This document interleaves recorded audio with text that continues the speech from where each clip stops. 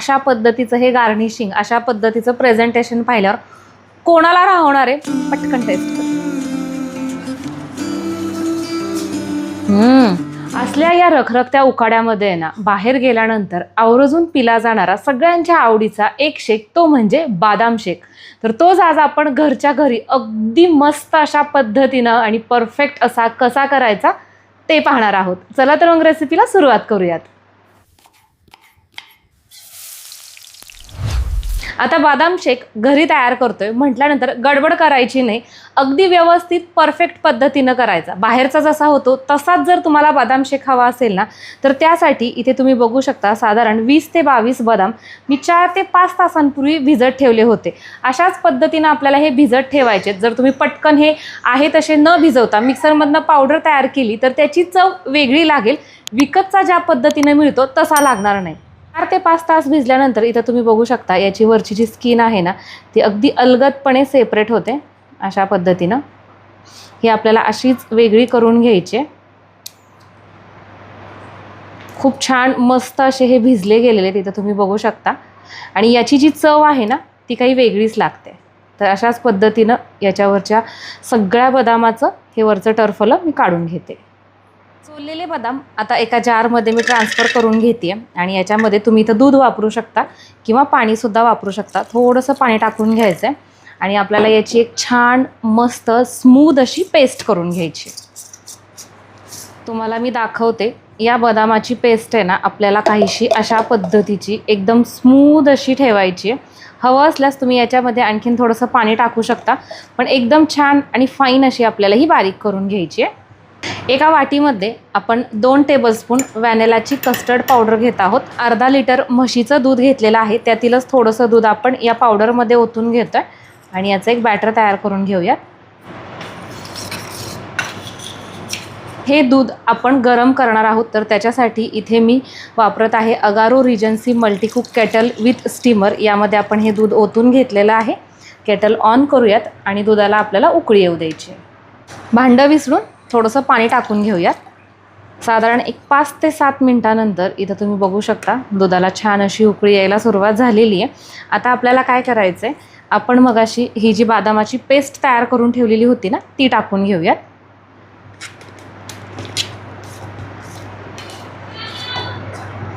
या जारमध्ये थोडंसं पाणी टाकून घेऊयात आणि व्यवस्थित असं विसळून यामध्ये पाणी टाकायचं आहे.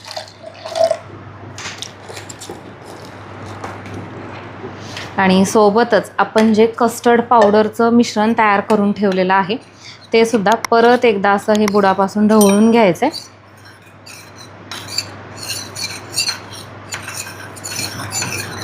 आणि आपण या दुधामध्ये ओतून घेतो.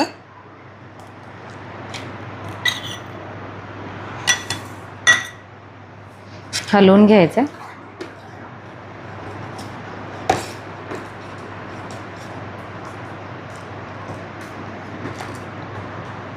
इथं तुम्ही रंग बघू शकता. कस्टर्ड पावडरमुळे याला छान असा रंग येतो आणि वेगळ्या पद्धतीनं ॲडिशनल रंग टाकण्याची सुद्धा आपल्याला याला आवश्यकता नाही आहे, कारण की अर्थातच आपण हे होममेड करतोय, त्यामुळे रंगाला जास्त महत्त्व नाही आहे, तर चवीला जास्त महत्त्व आहे. हे दूध आपल्याला सतत सारखं बुडापासून असं ढवळत राहायचं आहे, जेणेकरून हे खाली चिटकत नाही.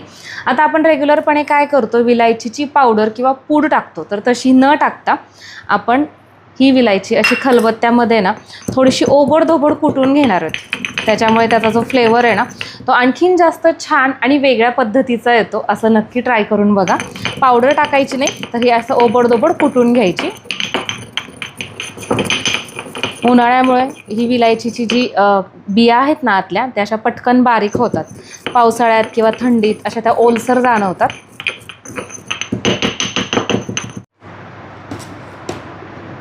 जसं जसं आपण हे शिजवून घेऊ, उकळून घेऊ ना, तसं तसं याची जी कन्सिस्टन्सी आहे ना, ती अशी घट्ट होत राहते.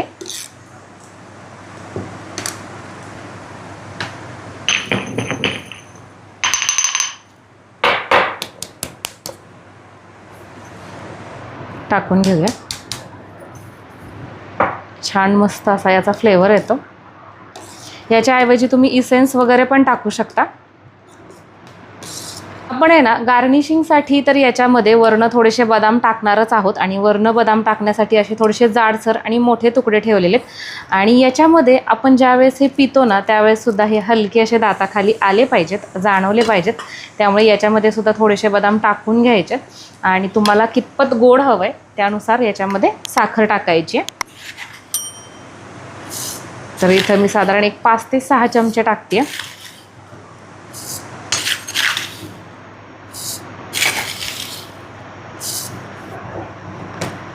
साखर टाकल्यानंतर हे थोडंसं पातळसर असं आपल्याला जाणवतं. साखर टाकल्यानंतर आणखीन एक 5 ते 7 मिनिट आपल्याला याला उकळवून घ्यायचं आहे. तर जवळजवळ 8 ते 9 मिनिट झालेले आहेत आणि तुम्ही इथं बघू शकता कन्सिस्टन्सी बघा, अगदी परफेक्ट अशा पद्धतीची आली आहे ना. म्हणजे कुठेही तुम्हाला वाटणार नाही की आपण हा बदाम शेक घरी तयार केलेला आहे. आता काय करायचं, केटल ऑफ करूयात आणि आपल्याला हा शेक पूर्णपणे थंड करून घ्यायचा आहे. मस्त फ्रीजमध्ये आपण हा गारेगार करून घेऊयात. तुम्हाला जर ही केटल हवी असेल ना तर याची लिंक डिस्क्रिप्शन बॉक्समध्ये देत आहे, नक्की चेक करा. साधारण 1 तासभर याला थंड करून घेतलं ना तरीही छान मस्त थंड होईल. 1 तासानंतर पाहूयात. 1 तास झालेला आहे, आपण शेक थंड करून घेतलेला आहे. आता आपण सर्व करायला घेऊयात.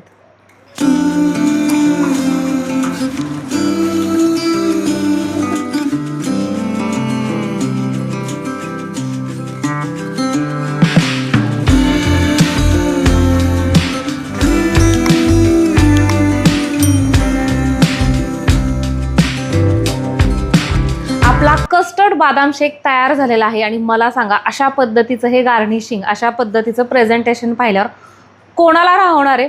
पटकन टेस्ट करते.